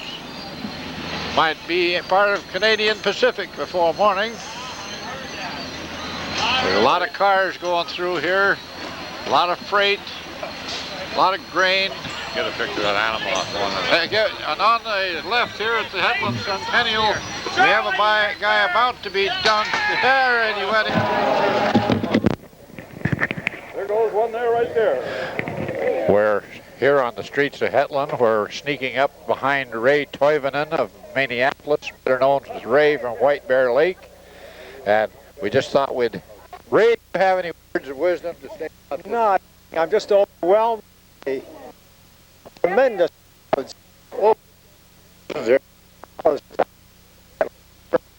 Have you noticed the way that they've cleaned up all the buildings? I know, especially all Bunker's places. The junk cars have been taken away. Yes, looks very good. All to the used car cemetery. Yeah, that's right. That's all we've got from here. Streets of Hetland, where Lee Johnson of Horseshooters International is about to interview 3 lovely ladies. You interview them. I'm standing. Swede, who have you got here? Tell me who they are. Luella, Modine, and her 2 daughters. Hi, Luella, and your 2 daughters. Sherry. Sherry and Kathy. And where are you from? I'm from Seattle, Washington. Seattle, Washington. Portland, Oregon. Portland, Oregon. And I'm from Toutle, Washington. From on the Toutle, Washington. foothills of Mount St. Helen. Oofta. Oofta. Yeah. Oofta. That's genuine Oofta. And Swede, of course, is from Minneapolis. Formerly of Hetland. We used to come down here and go pheasant hunting all the time. This is true. He was out checking on them this morning early. There was such a decline in the pheasants for many years. Now since I quit helping. They're coming back again. He's one of the old professional hunters of the territory. He hunted a lot of buffalo, and you see what happened to those. The streets of Hetland. Again, Lee Johnson from Horseshooters International has got a lovely lady in his arms. This time it's Nina Tolzien, the retired postmaster of the city of Hetland. Nina, would you have a few things to say about the big parade today? Oh, it was marvelous. Something, you can't describe it. Just words are too inadequate. It'll take a lot of work to clean up the town the way that they've done. It's just a fantastic job. Yep, nope. A lot of work. Everybody plugged in and worked together and see what the results were. It looks excellent. That's all from here. On the streets of Hetland, where a load of balloons are about to be released into the sky during the Centennial here in Hetland. As soon as they get the tarp off the truck, the balloons are going skyward in all directions. If you sight these over Mankato or Minneapolis, shoot them down. There's probably a message in there for you. They got to shake the truck a little bit to get him going.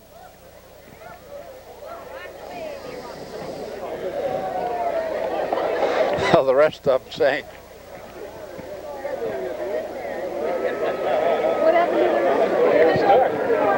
And as the sky fills with balloons on this summer afternoon, they're heading north and east, probably going up to Badger.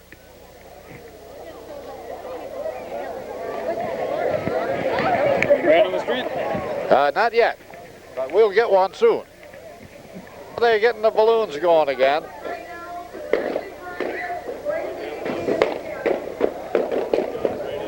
The balloons are not rising, but they're exploding. Sound like World War III. Oh, look at the balloons on the ground.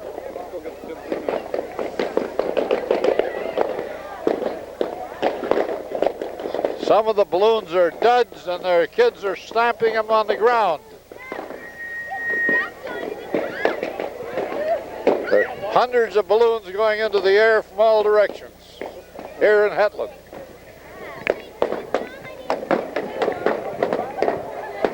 We may have been on TV. I know that. I saw that. Keep narrating. We're standing here in Hetland. We want to get a picture of this guy from the TV station. George, What is your name, sir? Darwin Siebenaller. And what station are you with? KYLO TV. We're standing here in Hetland where the crowd is still in the hundreds, perhaps thousands. I'm talking to Lyle Johnson, an old schoolmate of mine, who has told me that he was going to give me the facts and figures on this enormous gathering today. Oh, I don't have no facts and figures, really. Have you ever seen a bigger crowd than this in Hetland? Nope, I haven't. I haven't either. In the tent over here, there's several people getting ready. There's going to be some function going on here in a few minutes. We're going to try and spot some of the people around town, but you know, there's a lot of them that you know, but until you can remember who in the heck they are, you can't put the names together. I think I spotted a couple right over here, Johnny Quingy and his brother Stanley, I think. Here in the Hetland Town Hall, we've got a couple of Quingys cornered over here. John and Stanley Quingy are right over here, and I've never seen either one of them at a loss for words, and I'm going to get over here and see if I can get Stan to say a few words about this big crowd. Stan, It's great to see you, Max. This is a great gathering. The weather and the people, it's just outstanding. Right. And John, have you got a few thousand words to say? Yes, I have. I say this is, Max, this is where we celebrate the values we used to have. Right. When we're here in Hetland, we see all the good things. There maybe were some bad things, but we didn't know about them, and we still don't. You know, it's about that time of year. I just wondered if you got the Quingy trailer with the rubber tires, we could hook on behind the car and go over to Oakwood fishing. That's right. We could have a picnic at Oakwood. Okay. I remember your dad was janitor at the school. He was the guy that really shaped up the kids. Everybody's afraid of Joe. Your dad is a joker, and of course the kids didn't always know that. Right. Then they would do what had to be done. Right. Hetland, standing beside me is a relative of mine. Neither one of us care to admit it at times, but my old friend, relative Red Eiderstangland from Sioux Falls. Red, would you have a few thousand words to say? Well, as my notorious cousin Max used to say in Hetland, lick at the rump of the rice-a-cotton. Lick at the rump of the rice-a-cotton, do. And you know what I heard then? No. On a tape that you made and somebody else gave to me. Oh, yeah, I do. I laughed, I rolled off the bar stool, or off, yes, off my chair. I heard you the first time. And we've been looking all over for the jail. And do you know who stole it? The Yale? It's missing from the normal place in the firehouse. Well, somebody might have absconded. We'll have to... Because we wanted to tell them about some of the famous city marshals they've had here. Yeah. There was Three Gun Melsted. Yeah. There was Joe Slugger the Cop Johnson. Correct. And then there was Fred Knock'em Stiff Buckley. And those are the three of the most notorious marshals this city has ever had. And you never served in that capacity yourself? Not myself, no, but I was under the gun of one of them all the time. Is your brother Swede here? He is here and he is full of glory over here. Good. Yes, he's coming here now. Swede, report front and center. Lick at the rump of the rice-a-cotton. It's a Norse meeting, yes, it definitely is How a you Norse. doing? Sorry to hear about Brother Wilbur. Well, thank you. Yeah, we just heard it a little bit ago. It was coming along pretty swift, you know. Yesterday is when he really started going to pieces. Yeah. Boy, your son is a spitting image of you. Yeah. We had Big Red here just 3 weeks ago. Yeah. The people are still coming into Hetland by the hundreds. The roads on east and west of town are both jammed with traffic. Highway patrol has been called out to direct the crowds. Helicopters are circling overhead, hoping that they will be able to control the enormous crowd that's expected here this afternoon. There were thousands here this morning for the parade, and more thousands are from a radio station, TV station, KELO, in Sioux Falls, South Dakota. Can you tell me what your opinion of this city is and all the excitement here today? Well, Max, it's incredible. I have never seen so much enthusiasm and excitement going on in one town in all my life. It's incredible. Well, this town has more people in it today than have probably been in it in the last 50 years. But I've noticed how they fixed up all the buildings, painted them up, and has this been a shock to your camera crew? Oh, yes, definitely. You know, we never expected such a tremendous turnout and such beautiful buildings at that. And I understand that you know this illustrious cousin of mine on your left, on your right. I sure do. You know, we go way back about a whole week ago. A week? At the lutefisk eating contest. We're getting to be better friends all the time. Oh, A fast worker like that, and all you could feed her is lutefisk, huh? That is right. I'm a cheap date, right? Cheap date, that's true. You know, Max did some research back in the 30s as to why Hetland never grew. And this was a high school project, and they found out that every time a baby was born, somebody left town. This is true, and not only that, 7-Eleven was going to come in here with a store. They thought it was too small. They wanted to put up a 3.5, 5.5. And we once had a zoo here, but they had to close it because the clam died. You remember that? Yes, I remember that. and for about a half a year, they had a McDonald's in it, but only had one arch. Remember that? I remember that. And you remember you used to have to order a Big Mac out of a catalog. Yes, Sears Roebuck it was. And the town's yellow page only had one page. Yeah, rubber stamped on the back side of the grade. That is correct. You two make a great team, you know. Well, you know, he's had good training over the years. See, his dad and my dad, no, his dad and I were first cousins, and his dad came from Norway, and my dad came from Norway. Okay. And they're from the same neighborhood in Norway. And it was oofta all the way. And his dad, now this is one for the book. His dad's in Norway was named Joe Knudsen. Okay, the family, it wasn't the whole family, it was just Joe and Cornelius. Yeah. They're going to go to America. I said, what are we going to call ourselves in America? Knudsen, that's probably too common. Let's pick another name. So they took their father's first name, which was John Knudsen, and added son to it, became Johnson. And then his brother was going to become a minister, and he thought there'd be too many Reverend Johnsons, so he switched it to Malmeen, which was his mother's maiden name. And so they had a lot of confusion over that. And here's my sister that just blew in from White Bear Lake. Hi, hello. I'm Sue Schwank. I'm with Kello TV. Oh, hello. And they have to give me on camera. She's a super lutefisk eater. And this is Ider, you know him. Stanglin, my sister Dorothy. That's another one of my cousins. Dorothy, would you have anything to say about this huge crowd? Well, I just would like to know where all these people came from. And I do not believe they would all pass the Scandinavian litmus test. You don't think they would? I don't think they would. I think we better check them out. I think that there's not lutefisk oil in all these veins. I think that there could be some imposters. And you know what I found out? Already the jail has been stolen. No. Yes. For sin. Hello, Kenny. His dad used to run the Oldies Garage right there. And we went to the same school at the same time. He's a little older than me, about 40 years. No, just a few years older than I was. But I used to see him every day.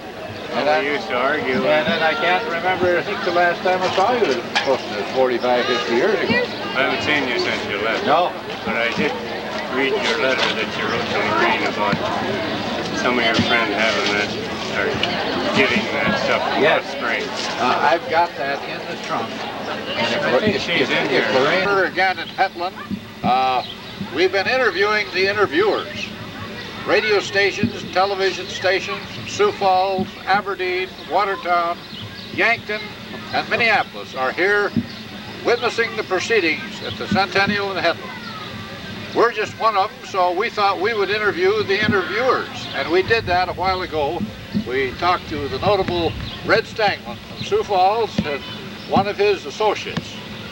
Now we're going to an undeclared location for a little rest.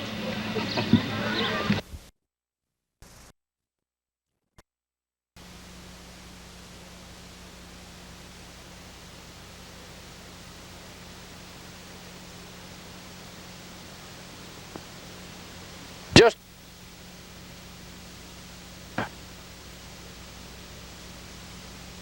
what's the matter? We have a little problem with the mic here. There was Wilson from Bowling Green, Kentucky. You know, years ago when I was a young lad in Hetland, long before I ever heard of CBS, I remember these two. And not only that, I'm so old that I remember your mother.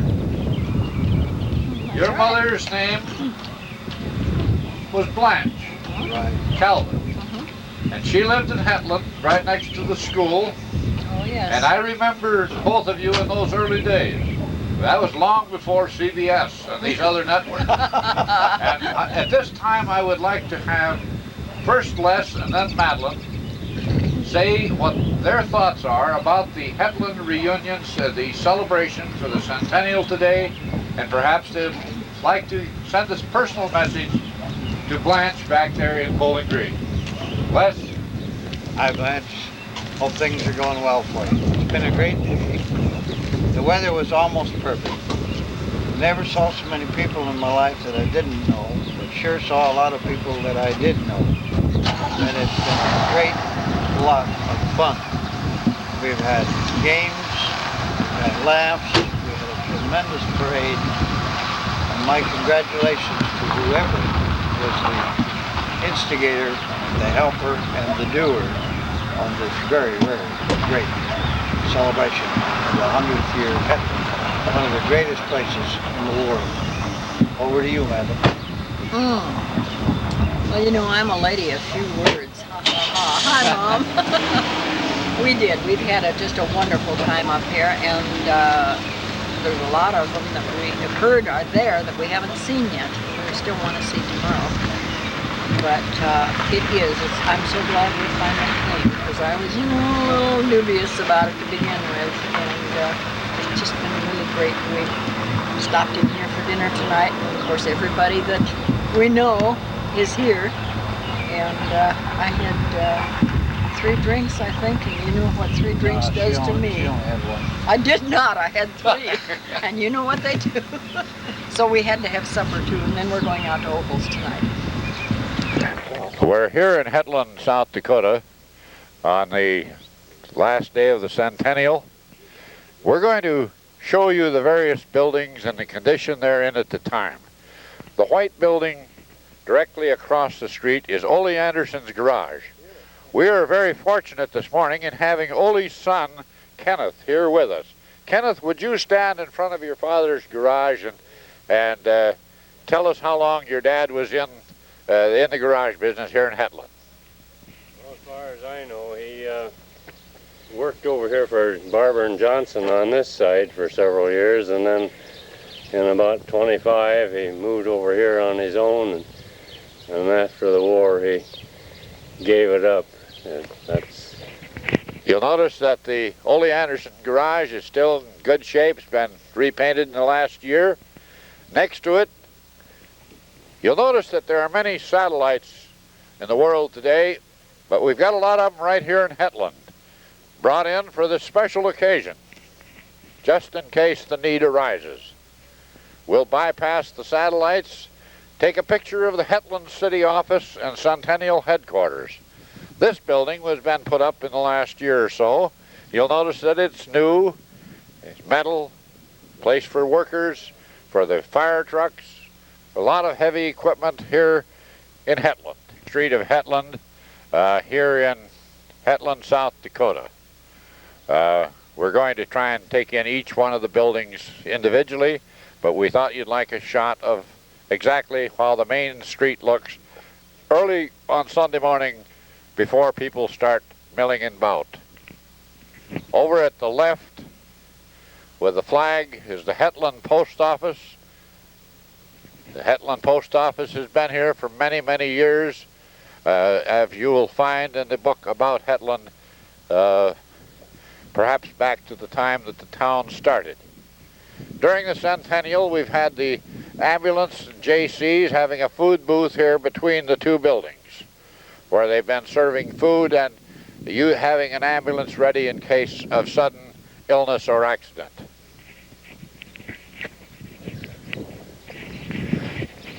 Over on the next corner, here we have the large tent where many of the functions of the Centennial took place yesterday and will take place today. They had a orchestra here the other night. They had a dance. Yesterday there were many people gathered for several different functions. Over at the right we have a food concessionaire stand from the Town and Country Extension Club, where they had hamburgers, hot dogs with mustard, coffee, pop, the Town and Country Gals. At one time, you see right in front of you the metal building with the two closed doors. At one time was a restaurant. A lot of activity went on in those days other than eating, sometimes late at night. Next to it is the Blessed Food Shed by the North Preston and Lake Whitewood WELCA.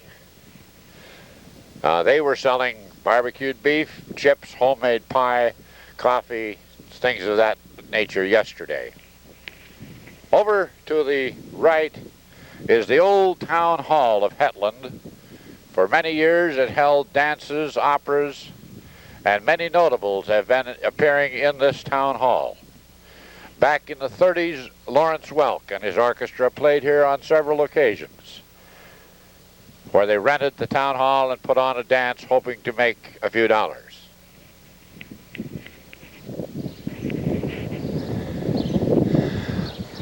Ready? On the corner is the old telephone building. John Olson and his wife were the telephone operators in the early days. In later years, I think it was used as a residence. And that was the center of the communication system here in Hetland. If you didn't know where somebody was, call up Central and they'd tell you where they could be located. They seemed like, hey, they were the eyes and ears of the town. Off to our left in the background, you'll see several apparent grain storage bins, big, large buildings for equipment. That's new since I was here. On the corner with the little round roof building, that was the skating shack or the warming shack for the skating rink. I can recall back in the 30s, my father flooding the grounds there. The indentation is still there where it can be used as a skating rink. And many notable skaters have skated on this ice rink. Lee Johnson once borrowed his skates to John Cleveland, who was going to do some fancy skating and tripped and broke his hip. John suffered from that for many years, which just proves that you shouldn't use somebody else's skates. Looking at the city waterworks in Hetland, South Dakota, in the early days, back in the 30s, there was a large gasoline engine that was necessary to start the pumping system for the city.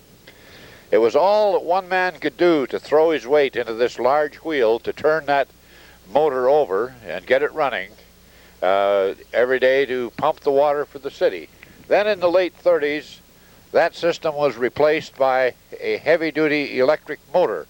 So finally, with just the turn of a switch, they could pump the water for the city of Hetland. One of the best wells in the country and some of the finest tasting water outside of Glenwood, Englewood.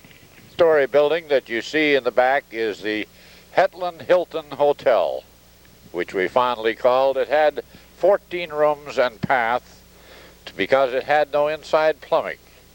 In the early days, there was a restaurant on the lower level. There were several other businesses on the other part of the building, and the rooms were upstairs. The entrance at one time was from the back. In later years, you could enter through the front as well. Next to it is the Nelson Garage, which operated here for many, many years. He had gasoline, they sold repaired automobiles, and Nelson was one of the early pioneers of this city. We're now looking at the William B. Hochschild American Legion post here in Hetland, South Dakota. William Hochschild was the only person from Hetland that lost his life during World War II, and this building is named in his memory. There were many of us that went off to war. Fortunately, we all came home. But this building is in memory of William Hochschild, who was buried at a cemetery, National Cemetery in Germany. We want to show you an item done by my brother Lee Johnson back in the 30s. Ray Dutcher came in the old First State Bank building, which was closed at the time. His initials are clearly there today, 50 years later. And now we're here in front of the old First State Bank building in Hetland.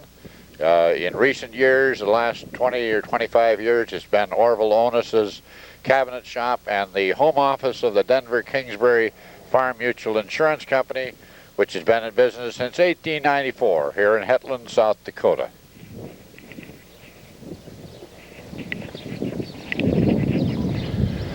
The next building that you are being shown is the old Barber Johnson Hardware Company that a couple of years ago was sadly in need of paint. It's been freshly repainted. You'll notice over the door at the far end it says Hetland. That kind of reminds me of the old sign on the south or the west end of the depot here in Hetland that proclaimed the name of the town. It's been freshly painted, and as you look through the entire town, circle around to the left, as you look at the entire town, you'll notice that there is not a single building in disrepair. It's a fantastic tribute to the workaholic people here in Hetland who have taken the bull by the horns and refused to die, and are here in Hetland today with a Centennial because of their efforts. One more thing we want to say is you will not find a junk car within 5 miles of this town now. This is true. They hauled several large truckloads of junk and worn out automobiles that were prevalent in nearly every block in town. But all of those are gone. The weeds have been cut down. Everything has been cleaned up. This is truly a magnificent transformation of a dying town into one with some life in it. It refuses to die.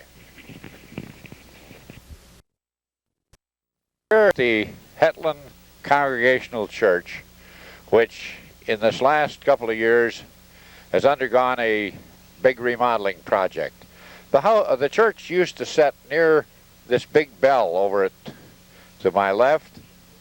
The basement was crumbling, so the people of the community decided to move it to the back of the lot, put it on a new foundation, and there it sits today.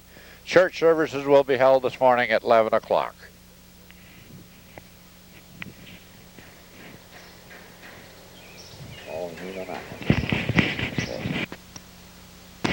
We're here at the Hetland School in Hetland, South Dakota. This had all 12 grades. The lower floor was for the first 8 grades, and the upper level was the high school and the gymnasium. This school was operated from 1923 through 1949, when it closed its doors except for the grade school, which continued for several years later. It is now closed completely. You'll notice that the lawn of the schoolhouse is neatly manicured for the occasions. The church or the school has a new coat of paint done recently. The playground is still intact as it was in the years when I went to school. Max wants to know if you ever rode on that merry-go-round. Yes, I did on many occasions. I bounced off the teeter-totter and I swang in those swings that you see over there. And right off to our left, where we have a nice park of grass lawn now, that used to be a football field, if you could call it that. We didn't have much equipment, but we had a lot of fun.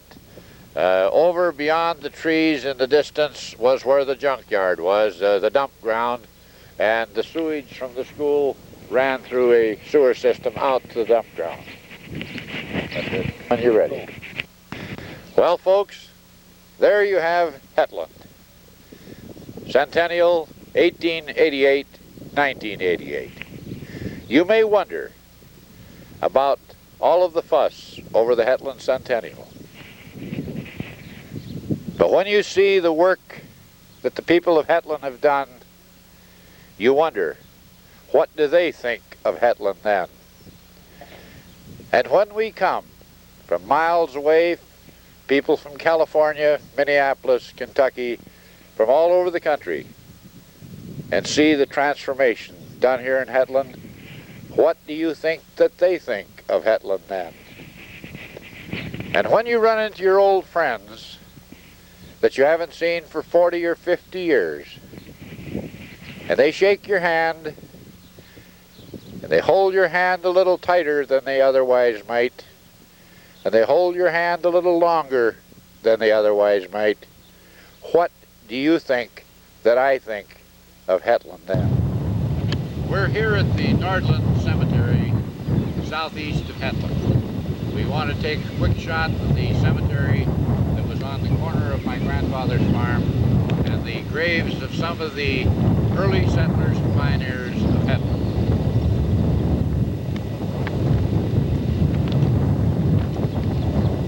We're here at the grave of Austin Larson, who was in the Illinois Cavalry in the Civil War. Austin Larson was my great-grandfather and passed away in 1897, originally.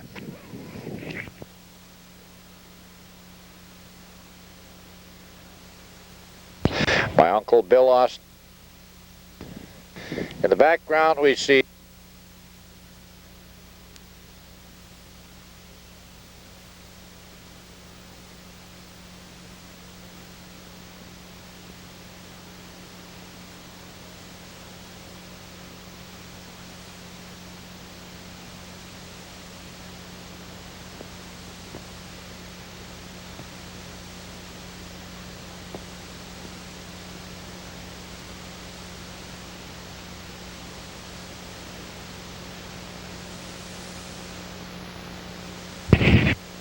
is the town of Hetland. Off in the distance, the elevators, the warehouses, the stores, and the people. The people who refuse to die, and the town that refuses to die also.